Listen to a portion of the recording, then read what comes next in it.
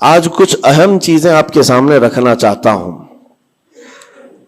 میں کتاب پڑھ رہا تھا امام غزالی رحمۃ اللہ تعالی علیہ کی، اس میں بہت اہم چیزیں آپ نے بیان فرمائی. اللہ کے ناراض ہونے کی نشانیاں کیا ہیں؟ بندہ کیسے پتا کرے کہ اس کا رب اب اس سے راضی ہے یا ناراض ہے؟ یہ بہت اہم چیز ہے میرے عزیزو. اللہ کریم بندوں سے راضی ہے یا ناراض ہے، یہ کیسے پتا چلتا ہے؟ اس کی کچھ نشانیاں بزرگوں نے فرمائی، حتیٰ کہ حدیث پاک میں بھی ملتی ہیں.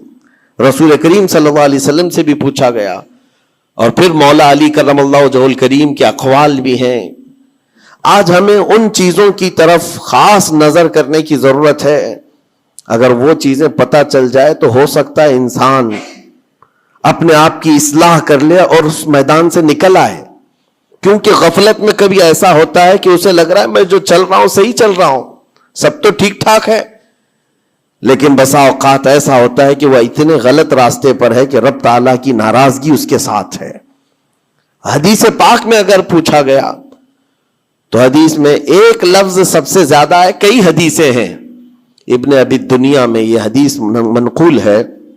حضور پاک صلی اللہ علیہ وسلم نے فرمایا، اللہ کے ناراض ہونے کی سب سے بڑی نشانی یہ ہے کہ جب تم میں سے سب سے برے لوگوں کو تم پر وہ حاکم بنا دے تو سمجھ لو کہ اللہ قوم سے ناراض ہے. برے لوگ، آج تو یہ تو لوگوں میں زبان زد ہو گیا ہے جملہ کہ حاکم جو ہوتے ہیں وہ گنڈے ہوتے ہیں، موالی ہوتے ہیں، جو سیاست میں جاتے حکومت کرتے ہیں وہ سب کے سب چھٹے ہوئے بدماشوں میں سے آتے ہیں. ایک طرح سے لوگوں میں ایک بات مشہور ہے، اور اس کو تو اب نارملی لیا جا رہا ہے. کوئی اچھا آدمی جاتا بھی ہے تو اس کو پوچھا جاتا ہے تجھے کیا ہو گیا کہ تو اس میدان میں آ گیا. حالانکہ یہ میدان اتنا بدنام ہوا ہے تو اس کو آپ نارملی نہ لیں، بلکہ رسول پاک صلی اللہ علیہ وسلم فرماتے ہیں اللہ کے ناراض ہونے کی یہ نشانی ہے. اور دوسری نشانی فرمایا کہ جب اللہ کریم ناراض ہوتا ہے تو بارشوں کو روک لیتا ہے، بے موسم بارش آنے لگتی ہے. اگر بغیر موسم کے الگ الگ انداز سے بارشیں آنے لگ جائیں تو سمجھ لو کہ رب تبارک و تعالیٰ کی غضب کی نشانی ہے اور اس کی ناراضگی کی نشانی. پھر تیسری چیز اسی حدیث میں یہ فرمایا گیا کہ رب تبارک و تعالیٰ لوگوں کے رزق سے برکت ختم کر دیتا ہے، اس کی ناراضگی کی یہ نشانی ہے. اب برکت ختم ہونے کے طریقے بہت سارے ہیں، اب اس کو میں آپ کو بتاتا ہوں.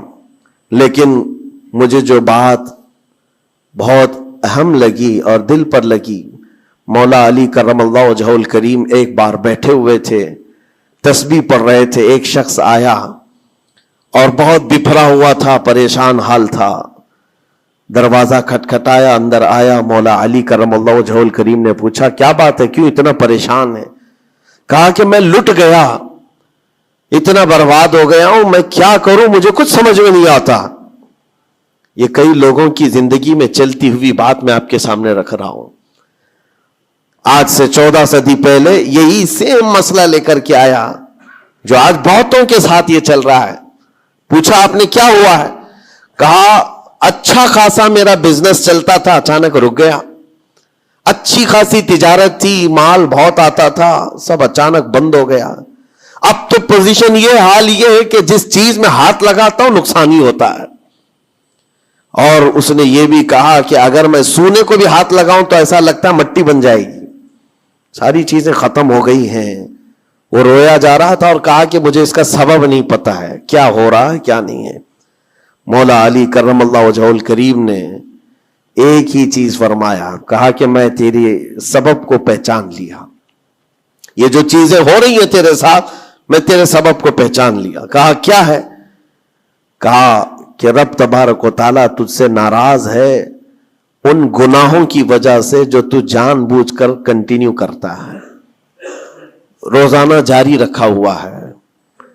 میرے عزیزوں، لوگوں کے ہاں آج یہ سب چیزیں ہیں، لیکن وہ اس چیز کی طرف نہیں آتے کہ کون سے گناہ ان کے ساتھ چل رہے ہیں. جب بندہ گناہوں پر مصر ہو جاتا ہے، اصرار کا مطلب کنٹینیو کر رہا ہے، تو یہ نشانی ہے. خاص طور پر مولا علی کرم اللہ وجہہ الکریم نے فرمایا کہ اس کا رب اس سے ناراض ہے. اللہ ناراض ہے, اس کو توبہ کی توفیق نہیں مل رہی ہے, اس کو باز آنے کا موقع نہیں مل رہا ہے. اس نے پوچھا کہ میں کیسے پتہ کروں کہ کون سے گناہ چل رہے ہیں اور کن گناہوں کی وجہ سے میرے رزق کی برکت ختم ہو رہی ہے. حضرت مولا علی کرم اللہ وجہہ الکریم نے فرمایا کہ تجھے پتہ ہے, احساس کرنا ہوگا, احتساب کرنا ہوگا.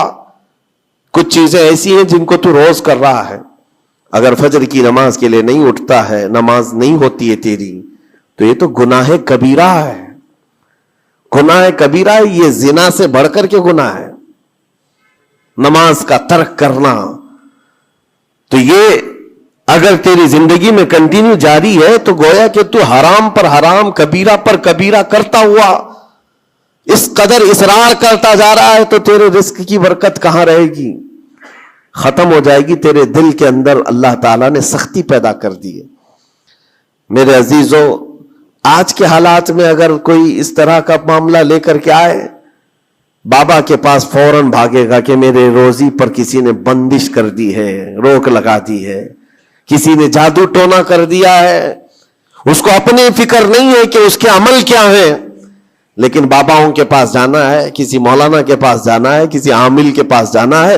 دکان میں اچھی تجارت چل رہی تھی, اچانک بند ہو گیا, اور بابا بھی یہ نہیں کہتے کہ توبہ کر لے تو صحیح ہو جائے گا. نہیں, وہ اس کے رشتہ داروں میں سے کسی نے بڑا کچھ کر دیا ہے, اس کو یہی سجیسٹ کیا جائے گا. اور یہ ایسا خطرناک ماحول ہے, میں دیکھ رہا ہوں, کوئی بھی اٹھ کر کے جاؤ, کسی عامل کے پاس آپ جاؤ, کہا جائے گا کہ بڑا کچھ کیا ہے آپ کے ساتھ, بڑا کچھ کیا ہوا ہے, تمہاری روزی پہ بند باندھا ہوا ہے, تمہاری تجارت پر جو ہے روک لگائی گئی ہے. کون کیا ہے؟ تمہارے چاہنے والوں میں سے, رشتہ داروں میں سے. اور اس بندے کو رشتہ داروں کا دشمن بنایا جاتا ہے. وہ ہر ایک پر نظر رکھتا ہے, پھپھو نے کیا کہ ماموں نے کیا کہ چاچا نے کیا, فلاں نے کیا, سارے رشتہ داروں پر اس کی شک کی نظر ہے. یہ قطع رحمی کا ایک بہت بڑا مظہر اس کو بنایا جا رہا ہے.